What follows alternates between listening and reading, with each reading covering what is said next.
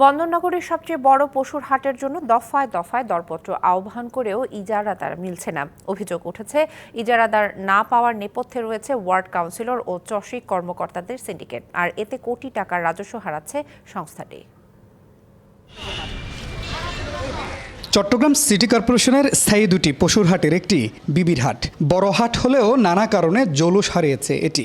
3 দফা দরপত্র আহ্বান করেও ইজারাদার পায়নি সিটি কর্পোরেশন, তাই চতুর্থবারের মতো দরপত্র আহ্বান করা হয়েছে। বাজারটিতে কাউন্সিলর অফিসের পাশেই কোরবানির পশু নামানোর স্থানে বানানো হয়েছে ডাস্টবিন। অব্যবস্থাপনার কারণে ইজারাদাররা আগ্রহ দেখাচ্ছে না বলা হলেও অভিযোগ রয়েছে কৃত্রিমভাবে পরিবেশ খারাপ করে তাদের অনাগ্রহী করে তুলেছে একটি পক্ষ। ময়লাগুলো কোন ওয়ার্ডের? 7 নম্বর ওয়ার্ডের, আর কোনো ওয়ার্ডের না। এখানে তো কাউন্সিলর না বললে তো ফেলাতে পারে না। কোরবানির সময় তারা কতগুলি এখানে সিন্ডিকেট আছে, প্রতিখানে 20,000 টাকা দিতে হবে বা এইরকম ধরনের একটা টাকা মাস দিতে হবে। 2020 সালে হাটটি ইজারা দেওয়া হয় 1,65,00,000 টাকায়। 2022 সালে যা বেড়ে দাঁড়ায় 2,14,00,000 টাকায়। কিন্তু 2023 সালে ইজারা না হওয়া বাজারটি থেকে খাস কালেকশন আয় হয় মাত্র 57,00,000 টাকা। একমাত্র ওয়ালটন এসি দিচ্ছে 1 বছরের রিপ্লেসমেন্ট গ্যারান্টি এবং কম্প্রেসারের 10 বছরের গ্যারান্টি।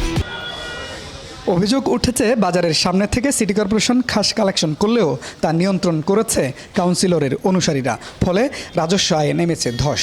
যদিও অভিযোগ অস্বীকার করছেন কাউন্সিলরের সবাইকে ডেকে নিষেধ করে দিছে, এরকম বলার কোনো সুযোগ কোথাও নাই। ছলচাতুরি বা এটাতে না হওয়ার জন্য কোনো উদ্যোগ সিটি কর্পোরেশনের পক্ষ থেকে নেই, 7 নম্বর ওয়ার্ড কাউন্সিলরের পক্ষ থেকে নেই। তবে নিজেদের প্রস্তুতির ঘাটতিকে কারণ হিসেবে দেখছে কর্তৃপক্ষ।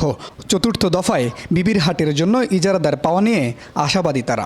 খাস কালেকশনটা একটি ভালো প্রক্রিয়া না, সিটি কর্পোরেশনের এত সক্ষমতা নাই, আমাদের এত লোকবল নাই, এটা খুবই চ্যালেঞ্জিং।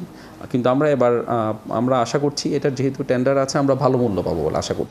দুটি স্থায়ী হাটের বাইরে 7টি অস্থায়ী হাটে কোরবানির পশু বেচা কেনার কার্যক্রম চালায় চট্টগ্রাম সিটি কর্পোরেশন।